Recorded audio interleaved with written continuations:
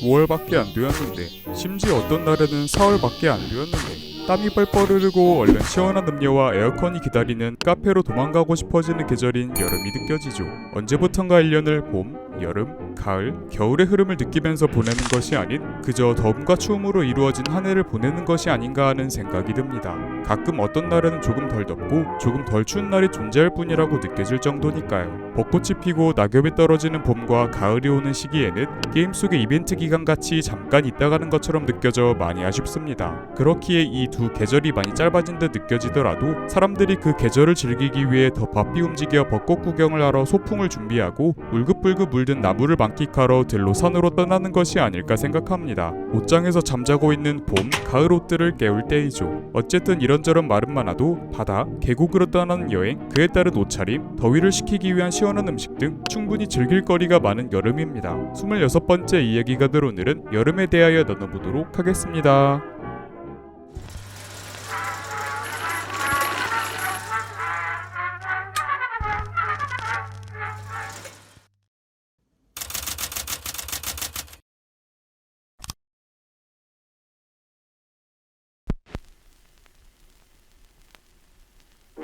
여름은 왜 더울까? 여름의 옷차림, 음식, 대표적인 여름 여행지, 산, 바다, 워터파크를 순서로 이야기해보고자 합니다. 여름하면 가장 먼저 떠오르는 것은 무엇일까요?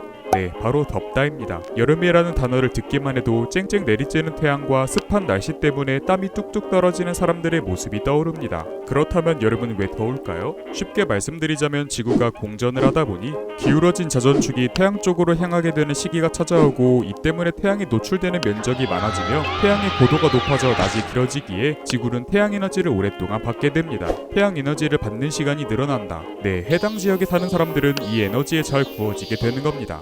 한 줄 요약하자면 그냥 태양빛을 오래 많이 받게 되어서 더워진다라고 생각하시면 쉽겠습니다. 그나마 다행인 점은 우리가 살고 있는 대한민국이 위치한 북반구가 여름일 때는 지구가 공전 궤도의 원일점에 위치해 있어서 그나마 덜 덥다는 점이겠네요. 그럼 왜 하필이면 덥고 습하냐? 대한민국은 여름에는 고온다습한 북태평양 기단의 영향을 받기 때문입니다. 덥거나 습하거나 둘 중 하나만 했으면 좋겠는데 말이죠. 이 북태평양 기단은 오츠의 기단과 한강 붙으면서 그 기간 동안 장마를 만들어내기도 하는 등 대한민국에 큰 영향을 가지가지로 끼치는 기단입니다.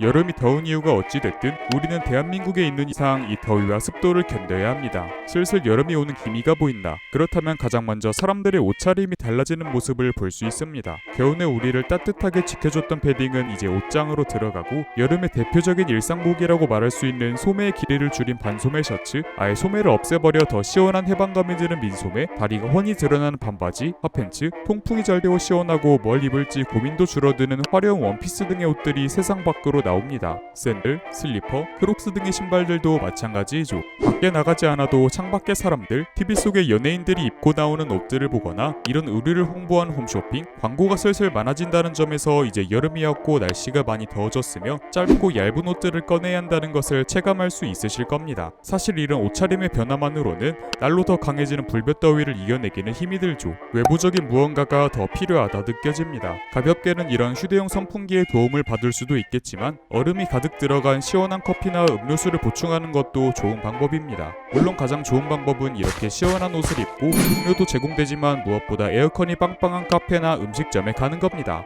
아무래도 시원함의 최고봉은 에어컨이니까요. 여름이 되면 여러 카페에서는 너도나도 새로운 메뉴를 출시하는데요. 특히 여름이 제철인 과일들이 들어간 주스, 스무디 등이 메인으로 메뉴판에 대문짝만하게 자리 잡고 있죠. 여러 음식점에서는 여름 메뉴로 콩국수나 냉면을 게시하기도 합니다. 오히려 반대로 이열치열, 열로 열을 다스리기 위해 땀을 뻘뻘 흘리면서 복날에는 삼계탕을 먹기도 하죠. 이렇게 카페에 가고 더위를 다스리기 위한 여러 음식을 먹는 것을 통해 더위를 피할 수도 있겠으나 때로는 어딘가로 훌쩍 떠나서 새로움을 느끼고 싶은 때가 있기도 합니다.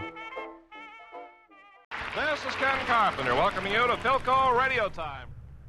빌딩 숲속을 벗어나 어딘가로 훌쩍 떠나고 싶어진 당신, 어디로 떠날지 선택을 먼저 해야겠죠? 여러 가지의 선택지가 있고 개개인이 선호하는 피서지가 있겠으나 대표적인 선택지로는 바로 산, 바다, 워터파크 정도가 있겠네요. 먼저 산으로 떠나기로 결정하셨다면 산에서만 느낄 수 있는 것들이 있습니다. 맑은 공기와 눈과 마음이 정화되는 푸른 산림이 먼저 떠오르는데요. 항상 크고 작은 화면만 뚫어져라 봐왔던 우리들의 눈과 바쁘고 바쁜 사회에서 일어나는 자극적인 사건 사고에 지칠 대로 지친 마음과 생각을 쉬게 해주는데도 크게 도움이 될 것이라 생각합니다. 삼림요괴라는 단어가 괜히 있는 게 아니죠. 운이 좋게도 다람쥐가 나무 위에서 도토리를 먹는다거나 그루밍을 하는 모습을 본다든지 둥지의 아기 새에게 먹이를 불어다주는 어미새를 목격한다면 마음 한구석이 따뜻해지는 느낌을 받을 수 있을지도 모르겠습니다. 이렇게 마음과 생각이 깨끗하고 시원해졌다면 이제는 몸이 시원해질 차례입니다. 저 산 위에서부터 흘러내려온 시원하고 깨끗한 계곡물에 첨벙 빠지는 것을 상상해볼까요? 벌써부터 몸이 뼛속까지 시린 것 같습니다. 이 물속에서 수박을 먹으면서 튜브가 주는 푹신함을 느끼며 몸을 담근다면 정말 더위라는 단어가 완벽하게 머릿속에서 지워질 듯하네요. 계곡물에서 수영을 하는 것 말고도 물고기, 다슬기를 잡거나 물총 싸움을 하는 등 여러 활동을 해볼 수도 있겠습니다. 그리고 모든 물놀이를 마친 후에 평상에 올라와 먹는 컵라면과 백숙은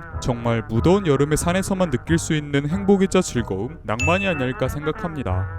이번에는 바다로 가봅시다. 바다의 매력이라고 한다면 저는 뻥 뚫린 시야를 꼽겠습니다. 우리는 일상생활에서 가까운 것을 보는 것에 익숙하죠. 그러기에 쫙 펼쳐진 모래사장과 저 멀리 수평선이 보이는 넓은 바다는 도착하기 전 차창 너머로 바다가 살짝씩 보일 때부터 우리 마음을 설레게 합니다. 이 보는 것만으로도 시원한 바다를 그냥 보기만 하고 돌아갈 건가요? 계곡물처럼 한 번은 빠져야 하지 않을까요? 계곡과 바다의 큰 차이점 중 하나라면 저는 의상이라고 생각합니다. 계곡에서는 편한 옷 그대로 물에 들어가는 경우가 많다고 생각하는데요. 더 생각해봤자 저는 래시가드 정도가 떠오릅니다. 물론 바다의 일상복 차림 그대로 들어가도 문제는 없겠지만 바다하면 꼭 수영복이 빠질 수 없죠. 선글라스를 끼고 여름 휴가 분위기를 물씬 내는 다양한 패턴과 형태의 수영복들이 해변을 가득 메워 내가 지금 피서의 현장, 그중 바다에 와 있구나라는 분위기와 감상에 빠지게 해줍니다. 아무래도 수영복의 특성상 신체가 많이 노출되는데요. 이 때문에 여름이 오기 전까지 열심히 몸을 만드시는 분들도 분명 계실 거라 생각합니다. 바다에서 즐길 수 있는 여러가지 놀거리를 모아놓은 곳이 바로 워터파크이죠.